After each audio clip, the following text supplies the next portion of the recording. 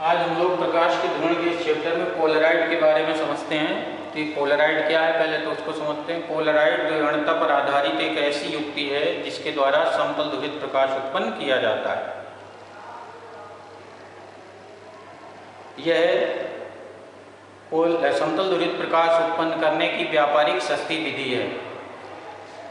Polaroid को बनाने के लिए नाइट्रोसेल्यूलोज की एक पतली फिल्म के ऊपर कुनैन आयोडोसल्फेट, जिन्हें हर्फेथाइड कहा जाता है, कि क्रिस्टल जो तीव्र द्विवर्णक होते हैं उन्हें इस प्रकार फैला लिया जाता है कि प्रत्येक क्रिस्टल की जो प्रकाशीय कक्ष होती है वह समांतर होती है। और इस कुनैन आयोडोसल्फेट क्रिस्टल से चिपकी हुई नाइट्रोसेल्यूलोज की फिल्म को दो कांच की पारदर्शी प्लेटों के बीच में दबाकर रख दिया जाता है, जिसे पोलराइड कहा जाता है। तो इस प्रकार मान लीजिए कि एक इस तरह से कांच की समतल प्लेट है, इसके बीच में रख दिया जाता है और दूसरी कांच की प्लेट से इसको ढक दिया जाता है। बीच में नाइट्रोसेल्यूलोज की चादर ढकी रहती है दोनों के बीच में। प्रत्येक पोलराइड की एक विशेष दिशा होती है जिसे संचरण दिशा या ध्रुवण दिशा, संचरण अक्ष या ध्रुवण दिशा कहा जाता है, जिसे पोलराइड के ऊपर समांतर रेखाओं द्वारा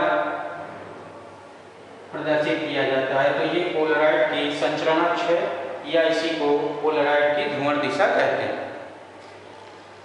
जब साधारण प्रकाश पोलराइड पर आपतित होता है, साधारण प्रकाश कह लीजिए या अध्रुवित प्रकाश कह लीजिए, जब पोलराइड पर आपतित होता है तो पोलराइड से केवल वे ही वैद्युत वेक्टर्स के कंपन पारगम्य हो पाते हैं जिनके कंपन की दिशा पोलराइड की ध्रुवण दिशा के समांतर होती है। तो वैद्युत वेक्टर्स के कंपन इस प्रकार ये पारगम्य हो जाते हैं।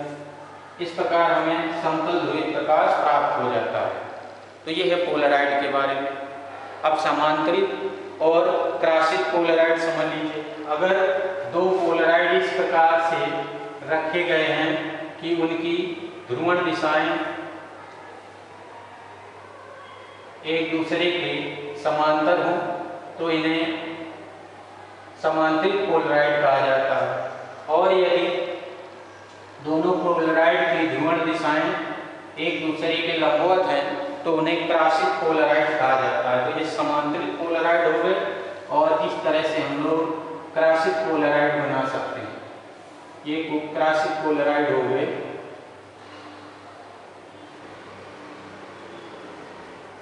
तो इसकी ध्रुवण दिशा इस दिशा में होगी, इसकी ध्रुवण दिशा इस दिशा में होगी, हॉरिजॉन्टल होगी और ये वर्टिकल होगी। तो ये क्रासित पोलराइड कहलाते हैं। क्रासित पोलराइड, ये समांतरित पोलराइड है और ये क्रासित पोलराइड है।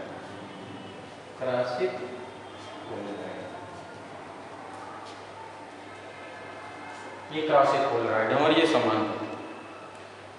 अब हम लोग पढ़ते हैं पोलराइड से निर्गत प्रकाश की तीव्रता, मैलस का नियम।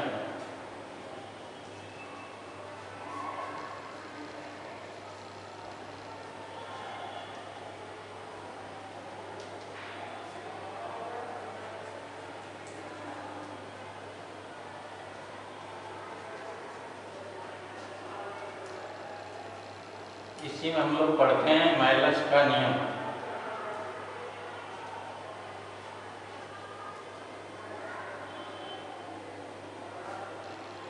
मैलस का नियम। तो वैज्ञानिक मैलस ने बताया कि जब प्रकाश पोलराइड में से पोलराइड पर पड़ता है तो निर्गत प्रकाश की जो तीव्रता है वह पोलराइड पर आपतित प्रकाश की तीव्रता की cos स्क्वायर थीटा गुना होती है। तो यदि आपतित प्रकाश की पोलराइड पर आपतित प्रकाश की तीव्रता I0 हो और निर्गत प्रकाश की तीव्रता I हो तो I बराबर हो जाता है I0 cos स्क्वायर थीटा, जहाँ पर थीटा पोलराइड की ध्रुवण दिशा, ये ध्रुवण दिशा हो गई, और वैद्युत वेक्टर्स के बीच का कंपन है। ये थीटा जो है कोण है, सॉरी, ये जो थीटा है वह पोलराइड की ध्रुवण दिशा और वैद्युत वेक्टर्स के बीच का कंपन है, वो कोण है। तो इसमें हम लोग प्रूव करते हैं, हम लोग प्रूव करना सीखते हैं। प्रूफ। तो मान लेते हैं कि किसी पोलराइड पर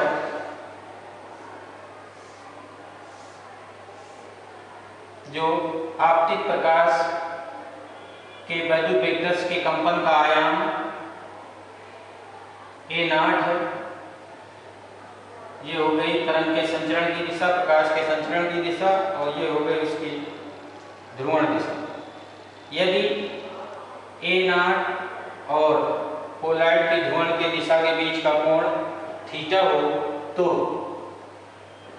पोलराइड की संचरण अक्ष की, इस संचरण अक्ष या ध्रुवण दिशा कह लीजिए कि लंबवत घटक, तो लंबवत घटक जो होगा, लंबवत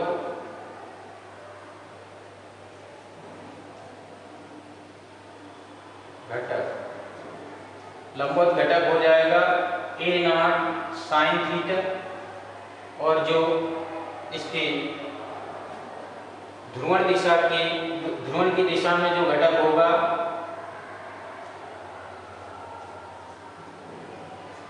ध्रुवण दिशा में संचरण अक्ष की दिशा में घटक वो हो जाएगा A0 cos थीटा। अब हम लोग जानते हैं कि प्रकाश की तीव्रता जो होती है वो आयाम के वर्ग के अनुक्रमानुपाती होती है। तो इस प्रकार यदि आपतित प्रकाश की तीव्रता I0 हो तो I0 प्रोपोर्शनल हो जाएगा A0 स्क्वायर, और निर्गत प्रकाश की तीव्रता हो जाएगी I proportional A0 cos square theta. इस तरह से अब दोनों को भाग दे दिया जाए तो यह आ जाएगा I/I0 बराबर हो जाएगा A0 cos square theta upon A0 square, और ये कांस्टेंट कट जाएंगे तो ये आ जाएगा, दोनों कट जाएंगे। तो इस तरह से हमारे पास जो फार्मूला आ जाएगा वो आ जाएगा I/I0 cos स्क्वायर थीटा। तो ये है प्रूव हुआ मेलस का नियम। तो इस प्रकार मेलस का नियम होता है I बराबर I0 cos स्क्वायर थीटा। अब इसके बाद ये समझते हैं कि यदि किसी पोलराइड पर आपतित प्रकाश अध्रुवित है अर्थात साधारण प्रकाश है, तो जो cos स्क्वायर थीटा का मान होता है एक पूरे चक्र के लिए वो 1/2 होता है।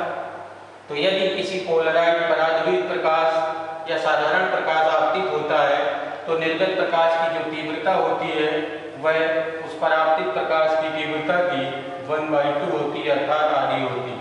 तो जब साधारण प्रकाश किसी पोलराइड में से गुजरता है तो निर्गत प्रकाश की तीव्रता उस परावर्तित प्रकाश की तीव्रता की हाफ हो जाती है, तो ये हाफ आ जाएगी, यानी ये कहेंगे हम लोग I/I0/2। तो ये एक फार्मूला याद रखना है कि जब साधारण प्रकाश किसी पोलराइड पर आपतित होता है तो निर्गत प्रकाश की तीव्रता I/2 होती है।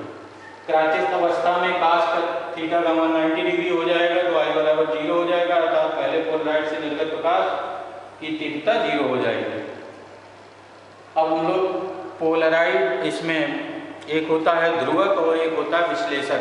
तो पहला पोलराइड प्रकाश को ध्रुवित करता है। जब कोई प्रकाश किसी पोलराइड से गुजरता है तो वो ध्रुवित हो जाता है, तो पहले पोलराइड को ध्रुवक बोलते हैं, और एक दूसरे पोलराइड को हम दूसरे पोलराइड से पहले पोलराइड से निर्गत प्रकाश की तीव्रता को का परीक्षण करने के लिए उसे उसकी प्रकाश के संचरण की दिशा के परिता घुमाते हैं। यदि प्रकाश की तीव्रता एक स्थिति में 0 हो जाती है तो पहले पोलराइड से निर्गत प्रकाश पूर्णतः समतल ध्रुवित होता है। इस प्रकार दूसरा पोलराइड पहले पोलराइड से निर्गत प्रकाश की तीव्रता का परीक्षण करता है, इसलिए इसको विश्लेषक कहा जाता है।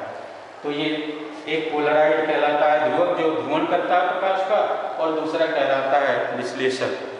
तो यह है पोलराइड के बारे में। तो इसी आधार पर ये सवाल लगा लेना।